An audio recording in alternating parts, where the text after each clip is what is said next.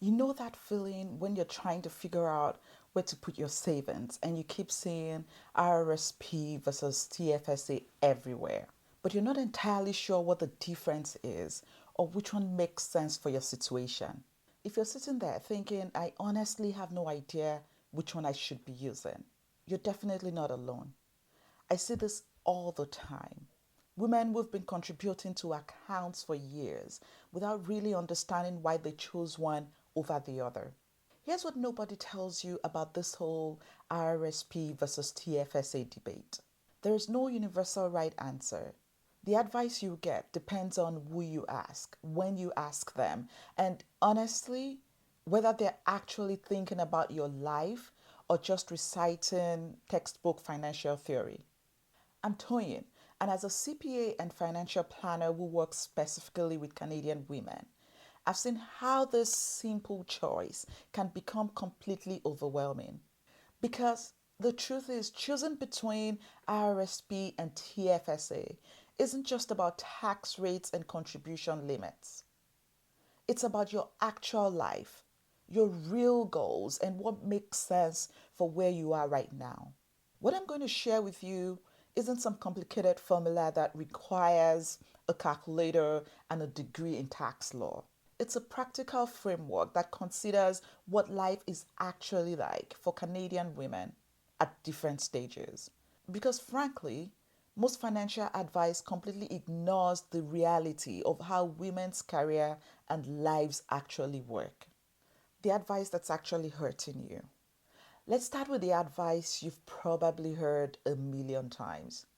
Use your TFSA when you're young and in a lower tax bracket. Then switch to RRSP when you're older and earning more in a higher tax bracket. Sounds logical, right? Except it assumes your career follows a nice, predictable path where you start at the bottom, climb steadily upward, then coast into retirement. And if that describes your life, well, you're probably not watching this video. For most Canadian women, careers look more like a roller coaster rather than a ladder. You might take time off for kids, go part time, change careers, go back to school, deal with divorce, care for aging parents.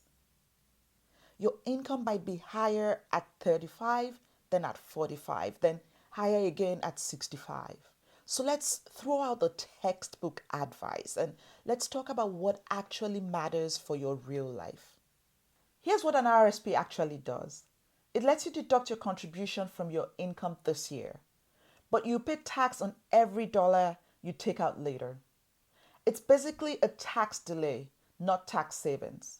This works great if you're in a higher tax bracket now than you'll be in retirement.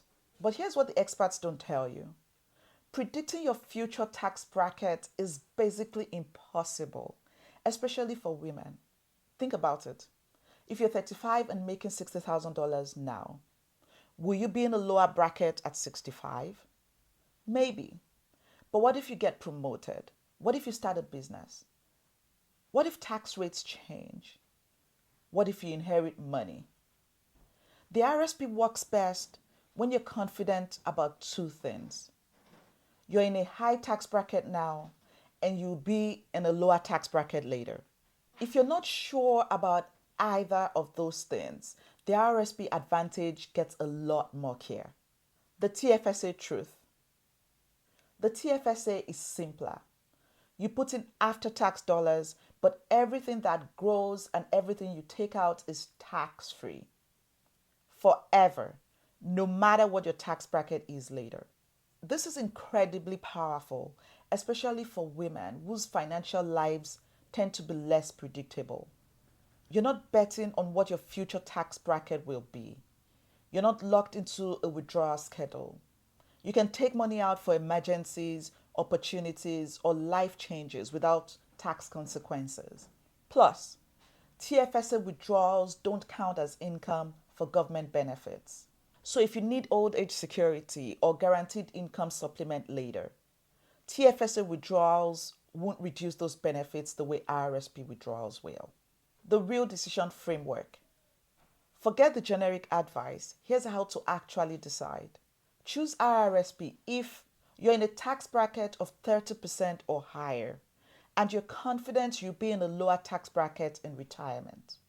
You have very predictable career trajectory with steady income growth. You're disciplined about investing your tax refund.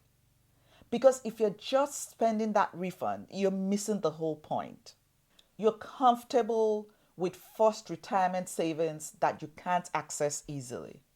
Choose TFSA if your income is unpredictable or you've had career interruptions. You're in a lower tax bracket, under 30%. You want flexibility to access your money for opportunities or emergencies. You're not sure what your retirement income will look like. You're self employed or have variable income. The plot twist: you don't have to choose just one. You can use both. The women specific considerations. Let's talk about the stuff that affects women specifically because traditional financial advice completely ignores these realities. Career interruptions. If you've taken time off for kids or might in the future, your career earnings curve probably doesn't look like the textbook examples. TFSAs give you more flexibility to navigate these transitions. Longer lifespans. Women live longer, which means more years of potential healthcare costs and more years of needing your money to last. The flexibility of TFSAs can be valuable for managing these extended retirement years. Divorce. Nearly 40% of marriages end in divorce, and women's financial security often takes a bigger hit. TFSAs can be split more easily in divorce settlements, and you're not locked into withdrawal schedules that might not work with your new financial reality. Caregiving. Women are more likely to care for aging parents or spouses, often requiring career flexibility or unexpected expenses. Having money in accounts you can access without tax penalties gives you more options. The practical middle ground. Here's what I recommend for most women. Start with your TFSA, especially if you're under 40 or your income is under $60,000. Why? Because the TFSA gives you flexibility while you figure out your career path. And you can always switch to RRSP contributions later if your income increases and your career path stabilizes. If you're over 40 and in a higher tax bracket, consider splitting your contributions. Maybe 60% RRSP, 40% TFSA. This gives you the tax deduction now while keeping some flexibility for the future. The key is to start somewhere. Don't let perfect be the enemy of the good. Pick the option that feels right for your situation now and adjust as life changes. If you're behind on retirement savings and trying to catch up, here's the approach that often works best. Phase 1. Max out your TFSA first. This gives you a solid foundation of flexible tax-free money. Phase 2. If you can save more and you're in a higher tax bracket, start contributing to your RRSP. Phase 3. Use your RRSP tax refund to contribute more to your TFSA. This way, you're getting the best of both worlds: tax deductions from the RRSP and tax-free growth from the TFSA. The bottom line: the RRSP versus TFSA debate isn't really about which account is better. It's about which one fits your life better right now. If you're looking for flexibility, can't predict your future income, or want to edge against changes in tax policy, the TFSA is probably your friend. If you're in a high tax bracket now and confident you'll be in a lower one later, the RRSP might give you a bigger advantage. And if you're not sure, start with the TFSA. You can always change course later. The most important thing about RRSP versus TFSAs isn't making the perfect choice. It's about making a choice and getting started. Both accounts are infinitely better than leaving your money in a regular savings account earning nothing. Your financial plan needs to work for your real life, not some theoretical version of yourself. And your real life probably includes uncertainty, career changes, and priorities that shift over time. The TFSA gives you the flexibility to handle those changes. The RRSP gives you tax deductions now if you're in a higher tax bracket. Both help you build wealth for the future. Pick the one that's right for where you are now. Start contributing consistently and adjust as your life evolves. Because the best retirement savings strategy is the one you'll actually stick with.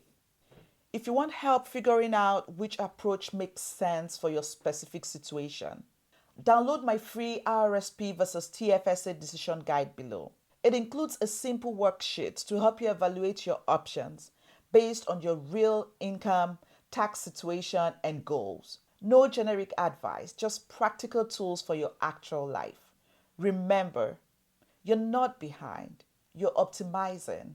And choosing the right account for your situation is one of the smartest optimization moves you can make. See you in the next video.